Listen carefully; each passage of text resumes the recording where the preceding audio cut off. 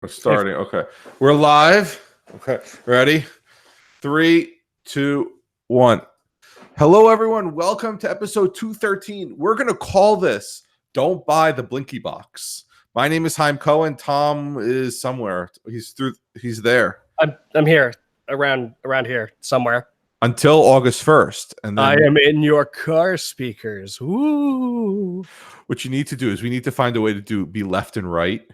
Yeah, we do. So, and then really freak people out when we only talk out of the left or the right one. Actually, I listened to a mixed podcast like that once. I think it was a podcast I produced, which was even worse. So I listened to it, and one person would come out of one ear, the other person would come out of the other ear. The most annoying thing I've ever heard.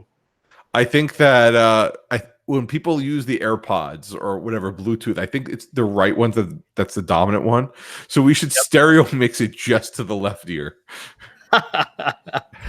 Now that would be truly evil. Or do some sort of what's audio steganography. Oh, actually, we should build in subliminal messaging, like buy Tom Coin or Bitcoin's not worth it. Invest in Tom Coin today. Just throwing it out there. Get some advertising going for maybe the show or our WhatsApp group that you should join later. Something real subtle like that. Or how's your Bitcoin doing? It's up. Was it 4,000? Now it's over 10. I honestly stopped paying attention because I sold at something, I forget, but I upgraded a PC. I'm happy. I made more money than I put into it, so it was a good investment. It can go up to $1 million for all I care. I'm out. Okay. Well, if you're watching the Bitcoin price, it is going up. This is not investments advice, but I'm just letting you know. Anyway, so today we want to talk about Blinky boxes, and what that means is these consumer devices that pretend to sell you some sort of internet security for your household, and all they are just Linux distributions that you can buy much cheaper and you can manage yourself. Yeah, you're starting to see a lot more of these, especially as form factors get smaller, as system on a chip designs get smaller and more powerful. You get people that have a casual interest in security or making their home network safer. And so you're seeing everyone from the biggest of the big companies touting security alongside their antivirus and firewall products to relative unknown upstarts, flying in from everywhere from Indiegogo, Kickstarter, or another crowdfunding website to try to sell you something you honestly probably don't even need. So, I mean, now that I have children, I have to start thinking about parental controls. And we talk about this all the time. There's no excuse or there's no substitute for watching what your kids are watching and dealing with that. And we have that discussion with my older son about, what are you watching? Is this good? Is this bad? Are they telling you the truth? Are they lying to you? But you can't watch them all the time. So people want to buy some sort of parental controls. Now, I remember back in the day, AOL had the three, child, teenager, and free for all. And I was on the free for all, but my sister was on the teenager. But teenager really blocked everything. It was really, really bad. So it didn't really help. And then you go to school and schools block a whole bunch of stuff. But again, when there's a will, there's a way. And I definitely found a way around all this. It wasn't hard, but there are. And the question is, how far do you go with this? Yeah, so there's a lot of boxes out there specifically designed for parental controls. There's a lot of software out there, but just be aware that if you have even a reasonably tech competent child, they're going to look at it as a challenge to break through.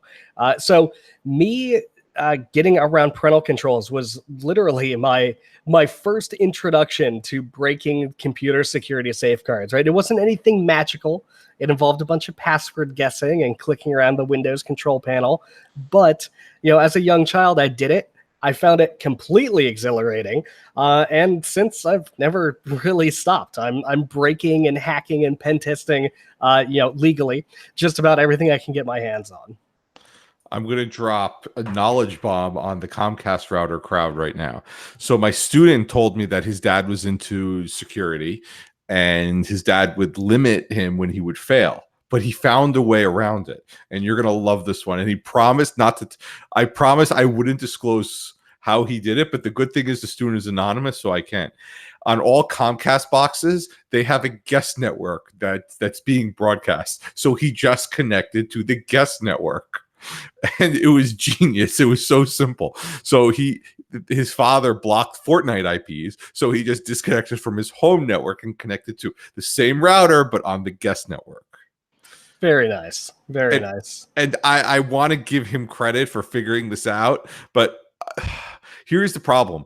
It's you go on and you say, my parents blocked this, what can I do? And somebody else already probably solved it. So I don't know if they're script kidding the thing, or somebody just said, wow, I can do this and it's easier. Yeah, I mean, but that said, you know, when a kid attacks any kind of network security, even if it's just like going to a place like Reddit or like a friend's Snapchat feed or like a group text or something, and saying, hey, how can I get around this thing? They're already thinking outside the box. They're approaching problems with a technical troubleshooting mindset. Honestly, it's a job skill that I really value in the industry. If you know enough and you are adventurous enough to go out, strike out, and forge your own solutions, even with the help of the internet, that's pretty valuable in my eyes. Can they get a job? Can they get a job? Yeah. They could get a job. Now, you as the parent might not like this skill set. I remember when I was a kid, my mother grounded me from the computer, like literally took the tower. But I had a bunch of spare parts in my closet, so I built myself it was a pretty bad computer, but hey, it could run Solitaire and Minesweeper. So I built myself a spare computer. She came in and said, well, okay, I guess. And then I ran on the super underpowered old machine for a couple weeks. Well, there's two problems at play here. So the first problem is you want to protect your children from the flat earthers or the birthers or any other conspiracy theories. Okay, you want to protect them from the fake news that's going around.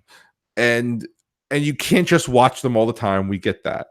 The other thing is, if you don't know what you're doing, the last thing you need is for them to figure it out, and then you look stupid. So you have to find there's a middle ground there, and I know that there's a lot of stuff that you have to talk to your teenager about, and you can't just do it all. So a lot of these companies started with this either we call them a blinky box, some box that you put between your router and I guess between your ISP and your router, or after your router, or they built it right into the service. Now, I'm going to go on a limb and say, if it's built into the service, like Verizon or Comcast or whatever gives you this, I want to say that that's a good idea. I would try and work with those first before you go out and you buy one of these blinky boxes, because we're about to tell you that they're all a waste of time, and you can do this by yourself for much cheaper, probably for a Raspberry Pi cost. You'll learn something. Do it with your kid. I don't know if you want to go there, but you'll get some more features and you'll learn how to do it so you can protect yourself in the future. Yeah. So if you're, and I am a T-Mobile customer, I know that T-Mobile offers 4 child lines. You can enable like parental controls. I don't know if it's any extra charge. I've never enabled them myself, but you can have like T-Mobile, your cell provider, your ISP do this kind of filtering for you in many cases. And honestly, that's going to be the best way to go. Because if you set this up yourself, if you buy a blinky box, they're going to switch to a cell network. They're going to just put themselves on a different port coming off the cable modem. Like, there's a lot of different ways to work around a blinky box, or even just find an open Wi-Fi network. Now that you're not going to stop. You will never stop a super I'm trying to find the right word, but a really impassioned kid trying to get access to the free and open internet. You're trying to boil the ocean at that point. There's no way you can protect them forever. But if you're just looking at your home network, there are things that you can do, and you should probably be working with your ISP or cell provider to do that.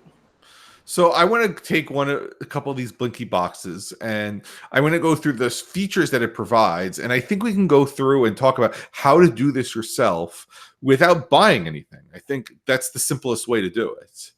So the first thing is advertisement. You see advertisement. This will block advertising. Okay, so does uBlock Origin. We talk about that all the time. Some sort of extension on your device. You can put that on. You can sell it to your teenager or your kids as this will block ads, and they'll probably be happy. Or you do what I do. It makes the web faster. Makes the web faster. You want it faster? Yes. Or if they're watching a lot of YouTube, I generally spend the money. I pay for whatever it is, Google Play Red All Access to block the ads. Yeah, it's for a lot of these services, especially free services, there's usually a paid tier to escalate above the advertisements. Honestly, if that's your option, if you want to get like ad-free Spotify or YouTube or Twitch or something, the best option for you is just to pay for the service or subscribe to the channel to get rid of the ads. Okay, data collection, third-party data collection. Well, both Chrome and Firefox has a block third-party feature that will stop it, and I think uBlock Origin will do that as well. uBlock Origin does block trackers by default. Okay, let's see. They monitor incoming and outgoing traffic. I don't think is that like really a feature, like other than if you're a sysadmin that really cares? Yeah, I don't know. I mean, unless I like to collect network statistics to know it's like, oh wow, I really did watch that much Twitch this week. Wow, that's kind of crazy. Like I like that from a statistics point of view, but honestly, you don't really need that stuff. If you do want network-wide ad blocking without installing browser extensions and stuff like that, you can go out, purchase yourself a $35 Raspberry Pi. It doesn't need to be anything crazy or expensive. You don't need to build a server. It's literally a tiny box. And install this project called the Pi-hole. What it does is it's network level ad blocking. It's not perfect, and some stuff will break. You will have to spend maybe a day or two tuning it, getting used to it, trying to figure out what works and what doesn't. But honestly, it's a fun project. And if you're looking to just block ads, the Pi-hole is fantastic. So if you want more information, this is our half-hour plug to join our WhatsApp group. We will be more than happy to walk you through it. Just contact one of us and we will get you in. But basically, yes, Pi-hole will do it, but I'm trying to avoid buying like a specific box. Instead of telling you to spend $35, how can you do this free? And I think we talk about a couple of extensions. Figure out what you actually need. Block ads, block pop-ups, block list. These are all extension based. You can do this yourself. Now, if you want to stop websites from going, you can go to DNS. So let's see, OpenDNS would be a good idea where you can create whitelists and blacklists there on their site. So you go to OpenDNS, they tell you, they give you a whole bunch of instructions. You can put this on the router level. You can block. They choose which level you want to block, and it will do it for you, and it's completely free. Yeah, OpenDNS is honestly one of the best services you can use. If you want a quick and dirty way to implement some parental controls without going through your ISP. Now, keep in mind, this is just for your local network, right? It's not going to work as soon as you get outside the house on the cell network or on, like a guest Wi-Fi or a coffee shop Wi-Fi network. But OpenDNS will let you select, okay, I don't want any gambling sites. I don't want any, malware or known malware distributors. I don't want these things. And you can selectively, enable or disable access. When you try to go to it and your system does a DNS lookup, it'll come back and say, looks like this site's blocked. Sorry. So I'm on the OpenDNS site and I can choose custom. So there's low, high, moderate, low. It looks like about 30 different options: academic fraud, alcohol, automotive, chat, drugs, file storage, gambling, government, humor, lingerie, bikini, news media, P2P, podcast portals, religious, sexuality, sports, tobacco, keep on going. So you can choose these. Now, this is not foolproof, but for the most part, I'm sure OpenDNS took the time to curate a good list, and it's probably good enough. And they Just also have a one off. You can always block or always whitelist. Yeah. Now, just to be clear, I would not blacklist the podcast category, for obvious reasons, Yes. because you need this good information coming your way. Now, that said, any sort of DNS-based blocking technology will be easy to circumvent. On any local machine, super easy to change DNS settings. It's super easy to proxy DNS requests. It's super easy to do DNS over HTTPS now, which is really, really difficult to block. So if a kid wanted to work around DNS blocks, it's probably one of the most trivial ways to do that. But if you're just looking for young kids, if people aren't trying to actively circumvent your parental controls, OpenDNS is perfect. By the way, I can do stats just like they're saying. You can see what devices they're on. The other thing is, what is it? Anonymity. So a lot of these boxes provide anonymity, like they're going to protect you from something. And I think this is just a false flag to say that they're blocking third-party cookies. They're sending do not track requests, but I don't think they're actually stopping any of the spying or whatever it is. You are the weakest link. You're going to be logged into Facebook, and Facebook is going to follow you, and it's going to do its best to delete those cookies. But at the end of the day, Facebook still knows where you're going. Yeah, and keep in mind that any sort of deep introspection can only happen in two circumstances. One, the traffic is completely unencrypted, meaning that anyone can look at it regardless. So your Blinky box could definitely, slurp up that traffic, figure out what it's doing, and selectively, block or not block things. Another thing is that your Blinky box might require you to install a root level HTTPS interception certificate, which means that it's quite literally breaking SSL connections for everything in order to snoop on your HTTPS traffic. This is bad. It's a no-go. You should never do this under any circumstance. It just utterly decimates the security of the system you're on. If something asks you to install a certificate for your protection, do not do it. So, yeah, we're halfway through, and I was going to talk about the next part, the software that comes with it. So if you buy one of these boxes, I'm sure there's some sort of app or software that'll let you to manage it, and be aware of what they're asking for, because what they're asking for is permission to do these things. And you have to remember, who controls this? You are sending your data through some man in the middle over in the cloud. And how do you know they have good intentions, or not even good intentions? It's coded right so it doesn't get hacked. Yeah, there's on one of these Blinky boxes, it says that it'll take your traffic and mix it up with other users' traffic. That is just as dangerous. Not only is your traffic going out somebody else's box, where who knows what they're doing, even if they're encrypting it, there's still a huge amount of risk to you. Let's say somebody is doing something super, super illegal, like threatening to cause bodily harm to a politician, sort of illegal, right? And that traffic is mixed up and it goes out your home network, goes out your cable modem.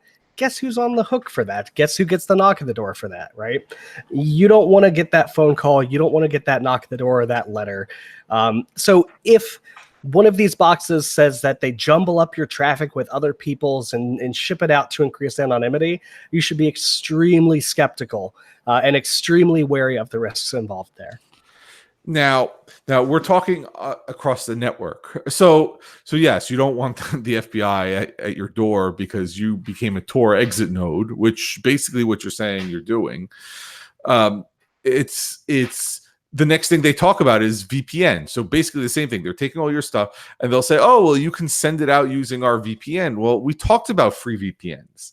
We talked about how that they're not that good, and we don't know what their logging policy and what are you trying? What's the end goal? You're trying to keep people safe, or what are you doing? You're trying to stay anonymous? Well, you're not really being anonymous there. You can do this better by, again, $35 Raspberry Pi that you installed Pi-hole. Guess what? You can probably have enough power to install your own VPN on there and be much safer if you want that. Yeah. The Raspberry Pi, for being such a cheap, tiny little computer, is honestly one of my favorite gadgets of all time. It's teeny. You run open source code on it. You can really make it what you want. And this will be a great plug. We're not sponsored by them, but I love the Raspberry Pi Foundation. The Raspberry Pi 4 just came out. It might be a little hard to get a hold of initially, but here in the next couple of weeks, they'll start to get more and more supply out in the market. But the 4 looks like a huge upgrade. Okay, so again, I just want to reiterate the point that you're buying something to stick between you and your ISP, and you are beholden to whatever they want to do with it. So our recommendation is, if you want to do that, if you want to go through the link, what we found out is that the flavor of Linux that's behind this, that's running this, is just pfSense.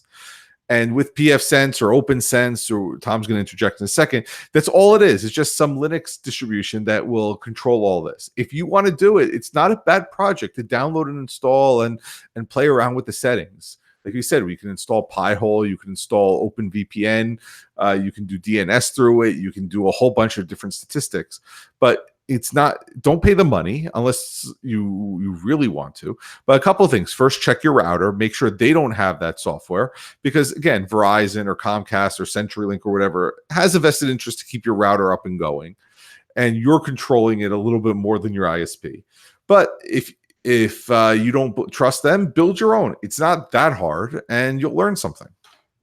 Yeah, to be super pedantic, pfSense is built on BSD, so not a Linux, it's a Unix. They're similar, but they're different.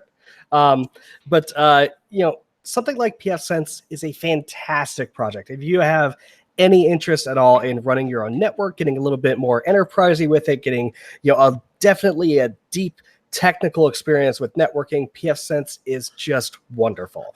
It is free, it is open source, it is a fantastic project, and they even have hardware purpose built to run this thing as fast as possible.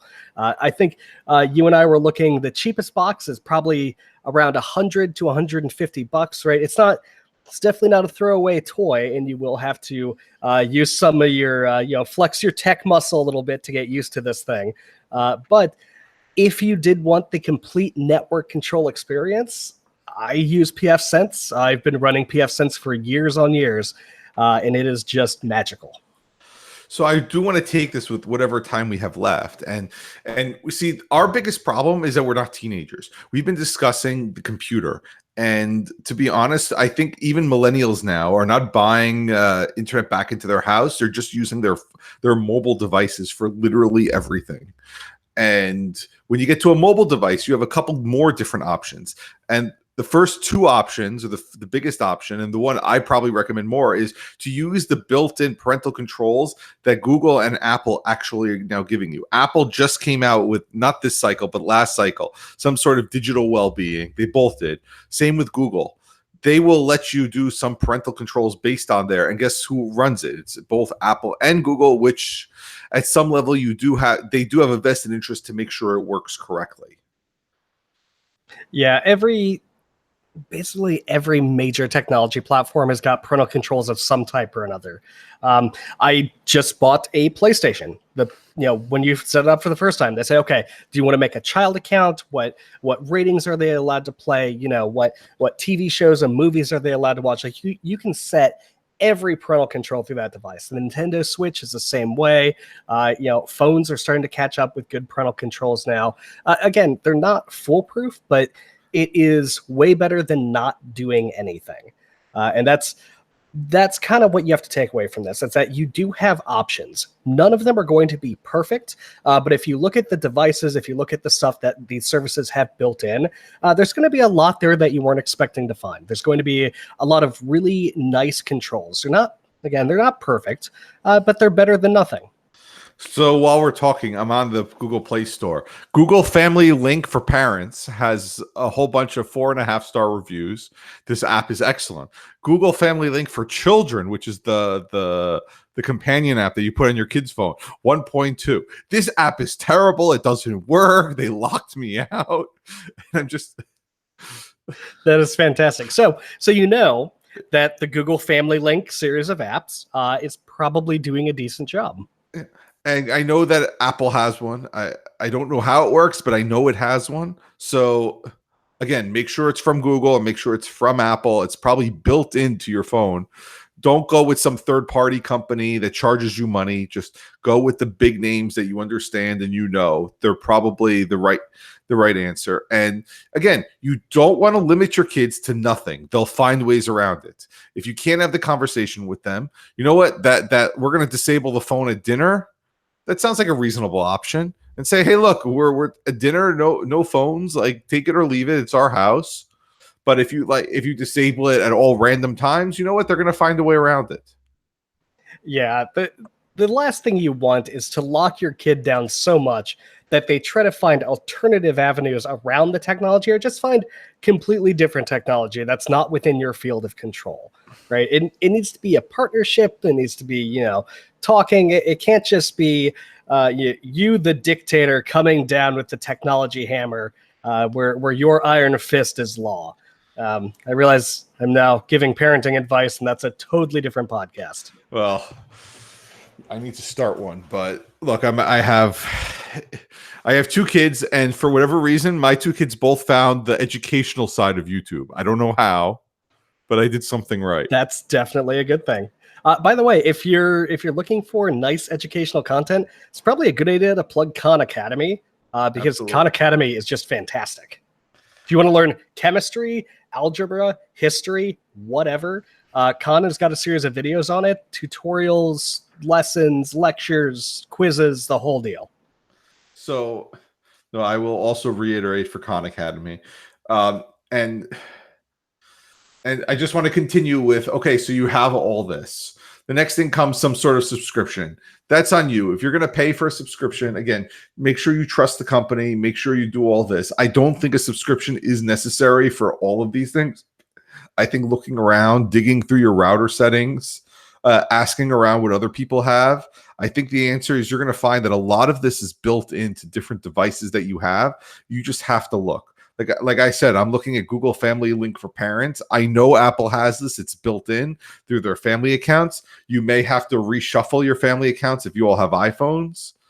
If you are a mixed family with Apple and Android, you have a slightly different problem, but you can still solve it. And again, your first line of defense is talking. The second line of defense is if you can't do it, try to be subtle about it. Be upfront with your kids, but at least say, hey, these are some rules that we have, and we're not going to like drive you crazy. Otherwise, they're just going to disable it. Yeah, so I'm looking at, because I recently just moved to an iPhone, I'm looking at apple.com/families. And you can see on here that you can actually get screen time reports. You can see, okay, like the kids were on Facebook for X number of minutes on this day. You get a full breakdown of, okay, they're on YouTube, they're playing this game. This picture even shows that there's a screen time notification. Hey, you have 5 minutes remaining for games today. And because of the way Apple classifies apps, games are labeled as games. So if you wanted to limit game time to an hour or so every day, you can do that through this. So there are really nice things built in. And again, it's all free. And to be honest, I don't know too many kids nowadays that are using their computer. They're going to be they're going to be on their phone. So here's a really good way to control at least the majority of their screen time. And for the most part, it looks pretty honest in what you can do. It's not this crazy thing. Yeah, so they've got stuff in here like managing in-app purchases, which is fantastic. And it even does website content filtering. So if you wanted to limit access to gambling or other not child safe websites, you can do that right from the Families app. Yes. And I had my train of thought and then I completely lost it right on there. But if you would like help with pfSense, Raspberry Pis, parental controls, hit us up, join our WhatsApp group. We'll be happy to take a look or do some exploring and Googling with you to help you figure this thing out, because tech is complicated. It's annoying, it's weird, and there's totally new avenues to try to protect and throw guardrails around the content that your children consume on a daily basis. We get it, and we're here to help. So this, I remember my train of thought. I bought my two kids the Fire tablets, which for don't get the 7-inch kids one, but pay the extra money and get the higher end one, the 8-inch one. I put parental controls on it, and I limited basically everything except to a few apps. It is a much better device with parental controls. So if you get it, I highly recommend you putting your own parental controls to limit you from the. It basically got rid of all the video tabs, the book tabs, all the selling tabs, and it let you just with the list of apps. And I was floored. I'm like, this is great now. And of course, I know the password, so I can undo it. But it keeps it. I thought the experience was better with parental controls. I have used parental controls to put pin locks on my Nintendo Switch when going to a place where it would be left out with a bunch of children, and I didn't want them wrecking my Zelda save file. So parental controls can be useful for adults too. So it's and again, if you have elderly, not I don't want to say elderly, tech Luddites who don't know what they're doing, parental controls there, and it's not to hurt, it's not to limit them, it's to prevent you from having to stop from uninstalling spyware because they got a rogue Chrome extension. It's probably better that they call you before they click on things. So at that point now, we're over on time, so we're going to end it. But again, the whole idea is don't just buy a box that says that they're going to do all these things. They're probably just installing some sort of Pi-hole or Raspberry Pi or some flavor of Unix or Linux that does this exact thing. It's try to figure out what you want to actually stop and do a little research. You'll find out you probably don't need anything, and it's probably already built into your device. So and if a Blinky box promises you the world for a cheap price and a $10 a month subscription, it's probably too good to be true. That is true. So with that said, we will see everyone hopefully next week. See everyone. Bye. And stop. Good.